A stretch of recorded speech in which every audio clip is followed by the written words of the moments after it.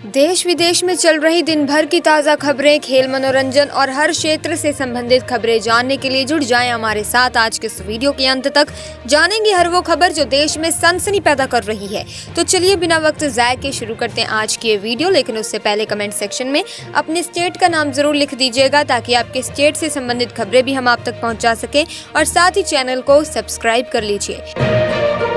पहली बड़ी खबर, जम्मू कश्मीर और हरियाणा में होने वाले विधानसभा चुनाव के लिए बीजेपी की बैठकों का दौरा शुरू हो गया है। दिल्ली में बीजेपी के राष्ट्रीय अध्यक्ष जेपी नड्डा की अध्यक्षता और प्रधानमंत्री नरेंद्र मोदी की मौजूदगी में बीजेपी की केंद्रीय चुनाव समिति की बैठक हुई। वहीं बांग्लादेश की अपदस्थ प्रधानमंत्री शेख हसीना के खिलाफ 4 नए और मुकदमे दर्ज किए गए। इसके अलावा हसीना सरकार में कपड़ा और जूट मंत्री रहे गुलाम दस्तगीर गाजी को गिरफ्तार कर लिया गया। हसीना के साथ ही जनरल अजीज अहमद और 11 अन्य के खिलाफ हत्या का मामला दर्ज किया गया है। वहीं विधानसभा चुनाव के लिए केंद्रीय अर्धसैनिक बलों की कंपनियां जम्मू पहुंचना शुरू हो गई हैं। सुबह रेलवे स्टेशन जम्मू पर सीआईएसएफ की 2 कंपनियों का जिला पुलिस ने हार पहनाकर स्वागत किया। शाम तक विभिन्न सुरक्षा बलों की करीब 40 कंपनियां पहुंच चुकी हैं।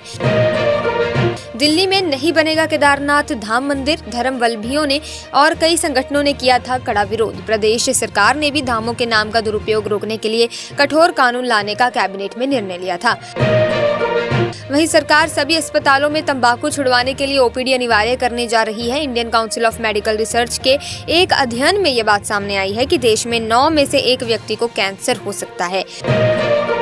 वहीं केंद्रीय कर्मियों की राष्ट्रीय परिषद ने कहा है कि केंद्र सरकार ने एकीकृत पेंशन योजना को लेकर सभी मांगे पूरी कर दी हैं। All India railway men's federation के महासचिव शिव गोपाल मिश्रा ने कहा कि इस मामले में कांग्रेस को राजनीति नहीं करनी चाहिए। बरेली पीलभीत सीतारगंज हाईवे के लिए भूमि अधिग्रहण में करीब 50 करोड़ रुपए का घोटाला सामने आया है।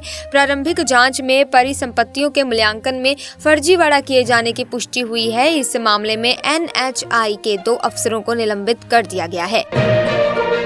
इसी के साथ दोस्तों, भारत ने भविष्य में सोमालिया, तंजानिया, सूडान और भूमध्य रेखा के करीब या उत्तरी गोलार्ध के अन्य देशों से चीते मांगने पर विचार किया है। सूत्रों के मुताबिक नामीबिया और दक्षिण अफ्रीका के चीतों ने एक बार फिर अभी से सर्दियों के हिसाब से अपने आप को ढाल लिया है।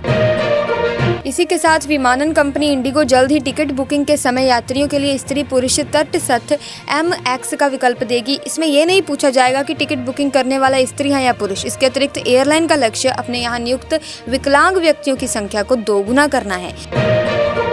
राजनाथ ने अमेरिका के राष्ट्रीय सुरक्षा सलाहकार जैक सुलेवान और रक्षा मंत्री लॉयड ऑस्टिन से मुलाकात की। इस दौरान एक बैठक भी हुई। इस दौरान ऑस्टिन ने राजनाथ सिंह के साथ बैठक के दौरान अमेरिका भारत संबंधों में हो रही प्रगति की प्रशंसा की। कपिल सिब्बल विवादों में घिर गए हैं दोस्तों। कपिल सिब्बल के खिलाफ मोर्चा खोलते हुए बार एसोसिएशन के पूर्व अध्यक्ष आदिश सी अग्रवाल ने कहा है कि या तो सिब्बल प्रस्ताव वापस लें या फिर प्रत्येक सदस्य से सार्वजनिक माफी मांगे। शिवानी कुमारी ने अपनी मेहनत से एक और बड़ा सपना पूरा किया। शिवानी ने ब्रांड न्यू कार खरीदी है। शिवानी कार की डिलीवरी लेने के लिए अपने परिवार के साथ पहुंची थी। सोशल मीडिया पर उनकी ये तस्वीरें वायरल हो रही हैं। तमिलनाडु के डिंडीगुल जिले में एक पटाखा फैक्ट्री में हुए भीषण विस्फोट में 2 लोगों की मौत हो गई। डिंडीगुल के एसपी प्रदीप ने कहा कि डिंडीगुल जिले के नाथम में एक पटाखा निर्माण फैक्ट्री में हुए विस्फोट में 2 लोगों की मौत हुई है। गूगल के popular video sharing platform YouTube ने एक नए आर्टिफिशियल इंटेलिजेंस टूल को पेश किया है। कंपनी ने AI चैटबॉट ऐड किया है जो ऐसे यूजर्स को गाइड करने का काम करेगा जिनका अकाउंट हैक हो चुका है।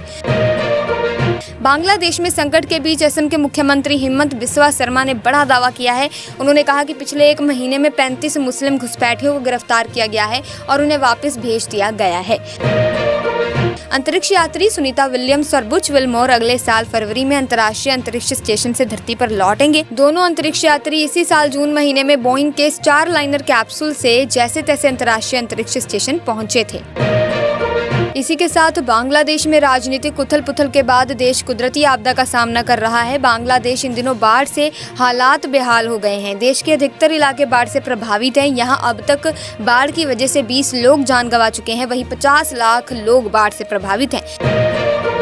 सांसद बनने के बाद कंगना रनौत की पहली फिल्म इमरजेंसी रिलीज होने वाली है। फिल्म रिलीज से नजदीक है और ऐसे में इसके बैन की मांग भी तेज हो गई है। सिख काउंसिल ने कंगना की फिल्म को बैन करने की मांग की है।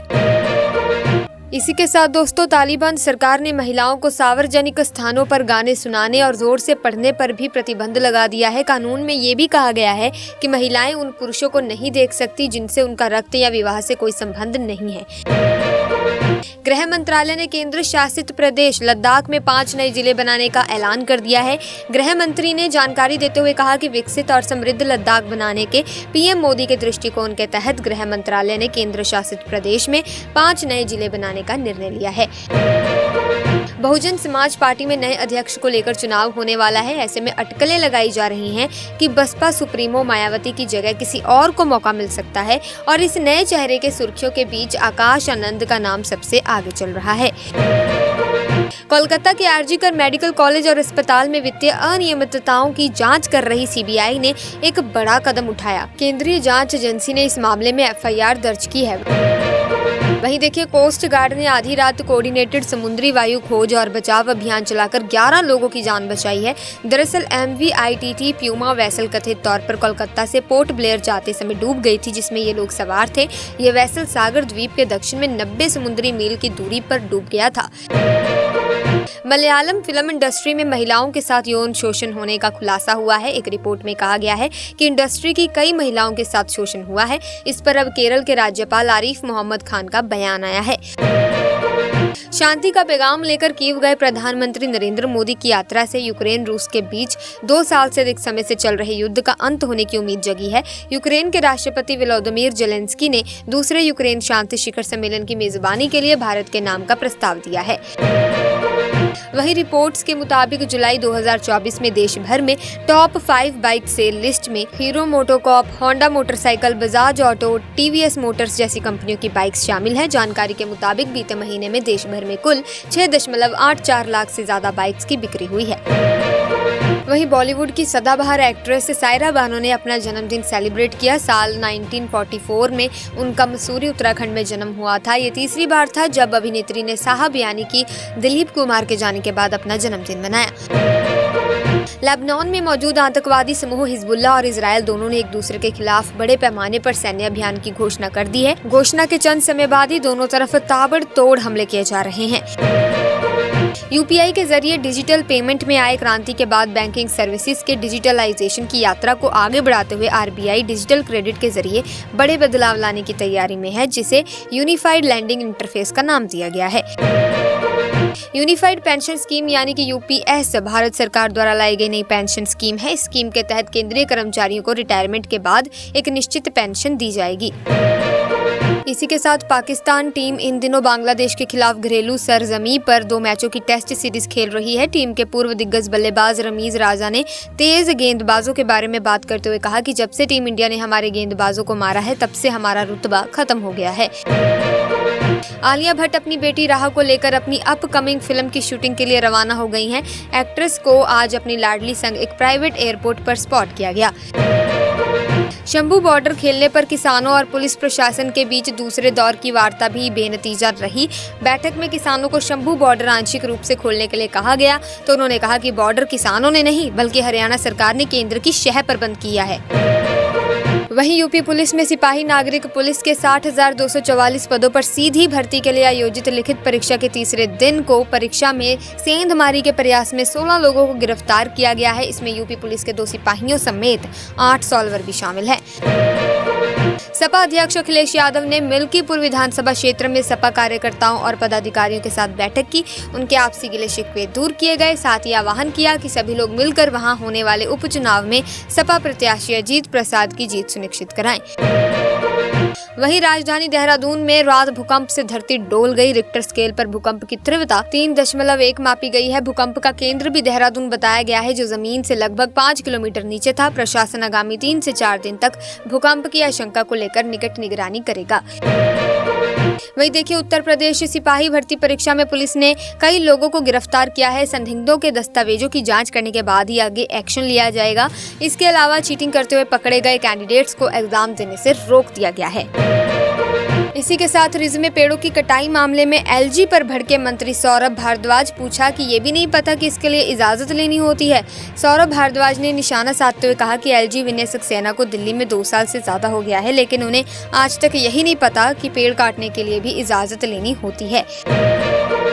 वहीं देखिए, सेबी ने उद्योगपति अनिल अंबानी, आरएचएफएल के पूर्व प्रमुख अधिकारियों सहित 24 अन्य संस्थाओं को कंपनी से धन के डायवर्जन के लिए 5 साल के लिए प्रतिभूति बाजार से प्रतिबंधित कर दिया था। इसी के साथ आज की वीडियो में बस इतना ही। आई होप वीडियो आपको इन्फॉर्मेटिव लगी होगी। इफ यस तो इस वीडियो को लाइक करें, शेयर करें, चैनल को सब्सक्राइब करके बेल आइकन को प्रेस कीजिए ताकि तमाम नए वीडियोस की अपडेट आपको मिलती रहे। हम मिलेंगे जल्दी, तब तक के लिए जय हिंद, जय भारत।